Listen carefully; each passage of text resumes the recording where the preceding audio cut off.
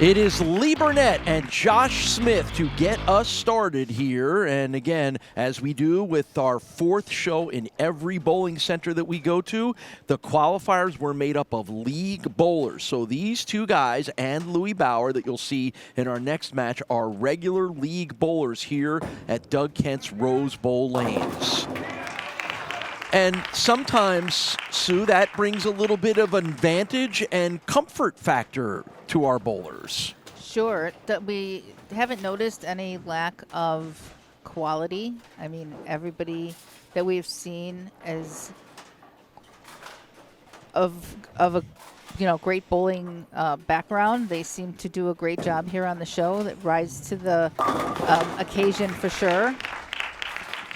And we're off to good starts with strikes in the first frame for both guys. Lee Burnettt is 54 years old from Lyons, New York, not all that far away from where we are here in Newark, New York, which is about 45 minutes east of downtown Rochester. And again, local guys here, all bowling in this competition. Scoring and stats powered by Matina's Pizzeria, serving Western New York since 1992.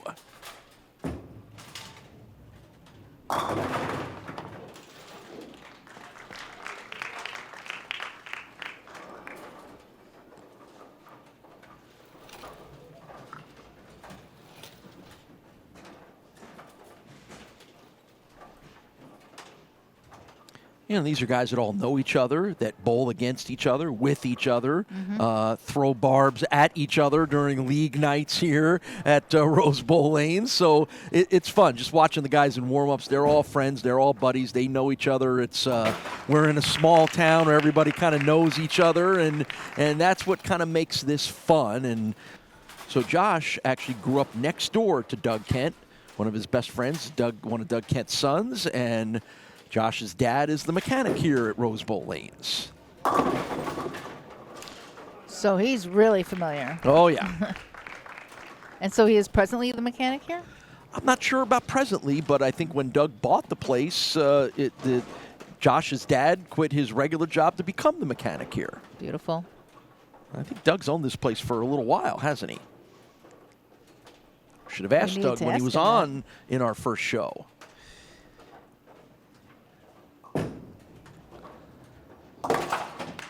And that's a second frame spare for Josh Smith. Owner of Smith Exteriors, so he is a busy guy during most of the year. And as Josh was telling me, he's a Newark guy through and through. Played bowled in high school at Newark High School. Again, obviously grew up next door to the Kents and spent a lot of time since he was 10 years old here at this bowling center. He throws it really good. I mean, yes, he does. But you figure Doug bowls in a league here too, so you got to, without asking, you've got to figure there's some pretty quality bowlers in the league. Sure. 220 average for Lee Burnettt. 2 leagues a week that he bowls in, including the one here. That's a third frame strike for Lee. 30 career 300 games and a high 835 series.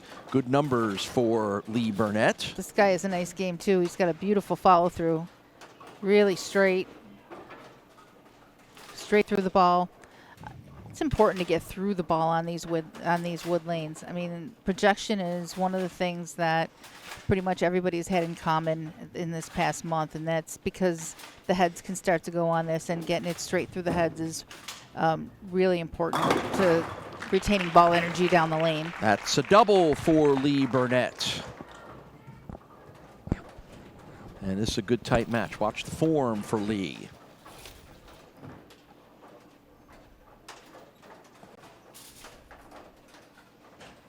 And now back over to Josh.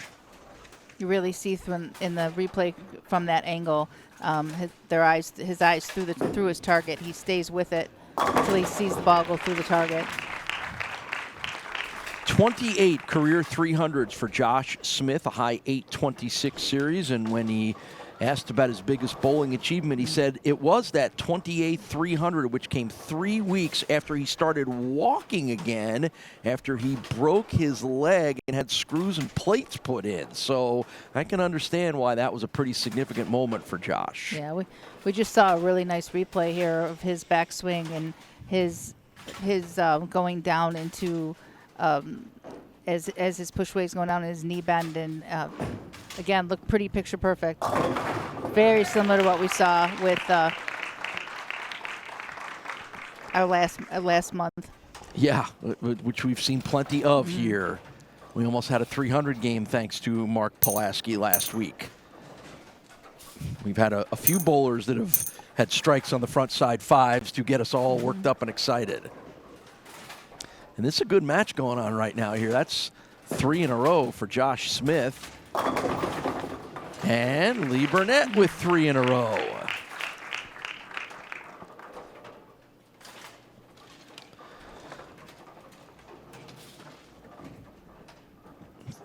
Lee Burnettt has been on television before. Normally when we get to these league bowlers, most of these guys are trying to figure out the whole TV atmosphere, but he bowled in a Syracuse Masters on TV about, I don't know, I think he said 2010, so about 15 years ago. So this is not the first time the lights, camera, and action has occupied Lee Burnettt.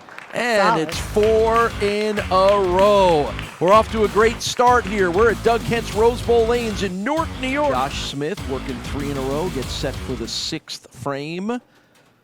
I keep mentioning that we are at Doug Kent's Rose Bowl Lanes, and most of our bowling fans out there hear that name and know immediately who Doug is. But if you don't, 10 career PBA wins, PBA Player of the Year in 2007, 2 USBC Masters, 2 PBA World Championships, and voted one of the 50 greatest in PBA history, Hall of Fames in the PBA and USBC. What a career for Doug Kent. Career wrapped up. He's a local guy from here, had a chance to buy the bowling center and continued bowling as part of his life.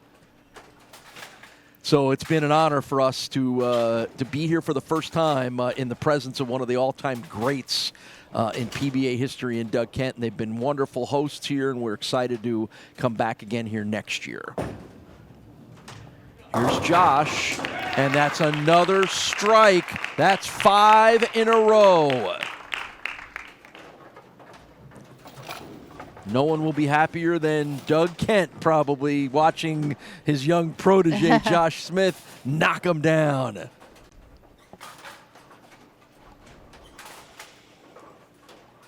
Well, let's see. Lee's working on 4 in a row here. So 2 different types of players here, both equally strong in their own right. And that streak comes to an end. To follow up on, I mentioned Lee's been on TV before. He won that 2010 Syracuse Post-Standard Masters, which we talk a lot on this show about the Obenauer Masters being the most prestigious tournament in Buffalo. We get a lot of guys who have won that tournament. Well, that's the equivalent in Syracuse, and Lee won it back in 2010, which again, much like we talk about it in Buffalo, if you have a championship in that tournament, that says an awful lot about what kind of bowler that you are.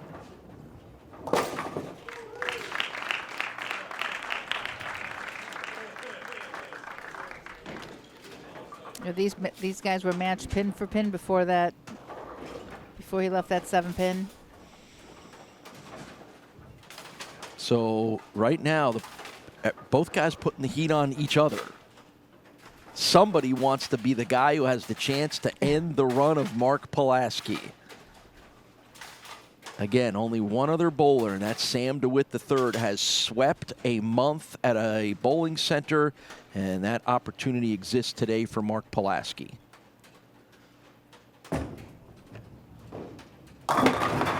Beautiful. And back to striking for Lee Burnettt.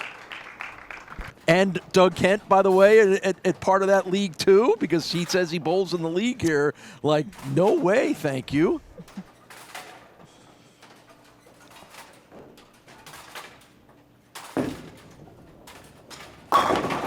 Wow. That's just laying up just perfectly.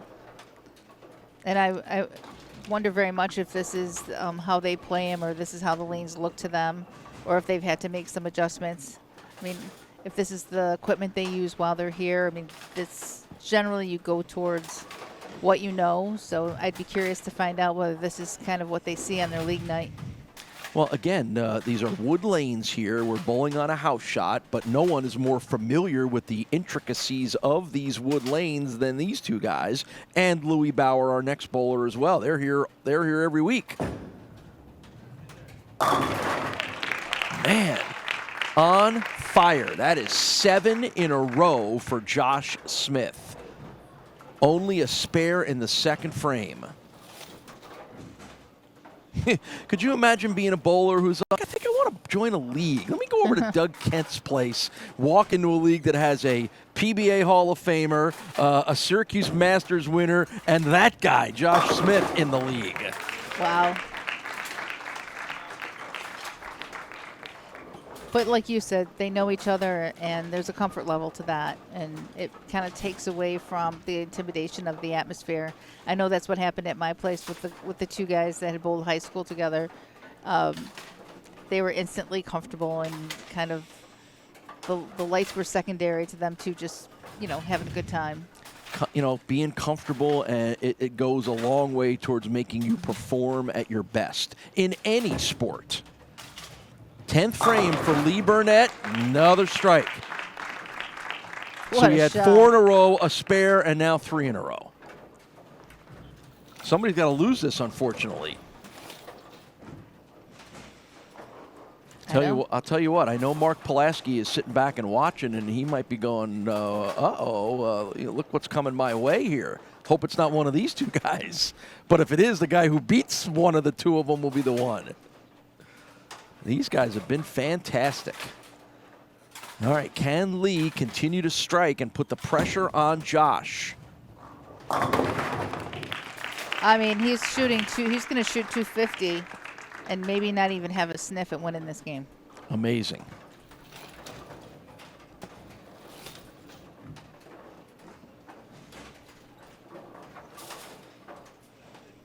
Watch the form, watch the reaction, watch the result. All right, last shot for Lee. All right, count is super important here. If he can strike here, he will force Josh to get a strike. And he does. That's important. He ends with 5 strikes in a row. It's a 259. Will it be enough? So 9 spare strike is a tie. Okay. Which means in order to seal this match right here, he needs to strike. All right, he's got 7 in a row. Can he make it 8? Yes. Wow. Impressive. Unbelievably impressive. So now all Josh needs is good count here. And he will send Lee to the showers with a 259. With a 259. Wow. Amazing. These are going to probably be the 2 highest scores we've had here all month. I'll check on that. Well, of course, we had the 288 from Mark, who almost had the perfect game last week. Oh, he needed 5. He needed 5, and he got 6. Wow, what a match. Josh Smith, the winner over Lee Burnettt.